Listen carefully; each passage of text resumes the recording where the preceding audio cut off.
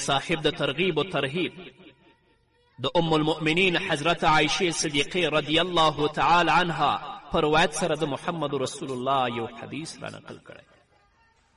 عن عائشة رضي الله عنها قالت بينما رسول الله صلى الله عليه وسلم جالس في المسجد دخلت امرأة من مزينة ترفل في زينة لها في المسجد فقال النبي صلى الله عليه وسلم يا أيها الناس انهوا نساءكم عن لبس الزينة وتبختر في المسجد فإن بني إسرائيل لم يلعنوا حتى لبس نساؤهم الزينة وتبختروا في المسجد.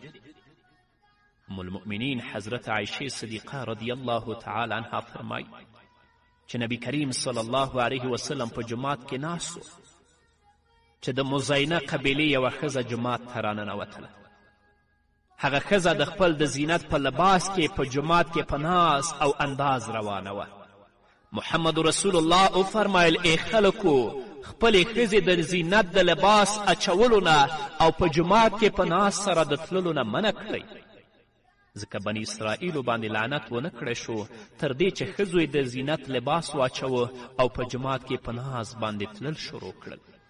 نن خو جوماتونه پرېږده چې دوی د زینت جامې اغوندي، په ناز او انداز سره په بازارونو کې ګرځي، پردو خلکو ته ځانونه اورښیي. آیا دا لعنتیانې نه دي؟ آیا دا د الله رب العزت د قهر او د غضب مستحقې نه دي؟ د محمد رسول الله د دې حدیث نه موږ ته دا معلومات کیږي چې بهر ته په زینت او سنګار کې د خویندو وتل دا د الله رب العزت د لعنت سبب دی، او بني اسرائیل ملعون او د عذاب مستحق د دې وجې نه شول چې د هغوی ښځو زینت او سنګار عام کړی و. د دې نه موږ ته دا معلومات کیږي چې دا دومره منحوس او ملعون کار دی چې د دې په وجه په پوره قوم باندې تباهي راځي. نو مشرانو، پلرونو، خاوندانو خپلې خویندې، خپلې میرمنې د خپلې لورګانې د داسې قسم وتلو نه منع کړئ، کنې د آخرت په ورځ به الله رب العزت ستاسو نه هم پوښتنه کوي، د الله رب العزت د سوال نه به بیا خلاص نشئ. همدارنګه بزاز د حضرت علی کرم الله وجهه په روایت سره د نبی کریم صلی الله علیه وسلم یو حدیث را نقل کړی.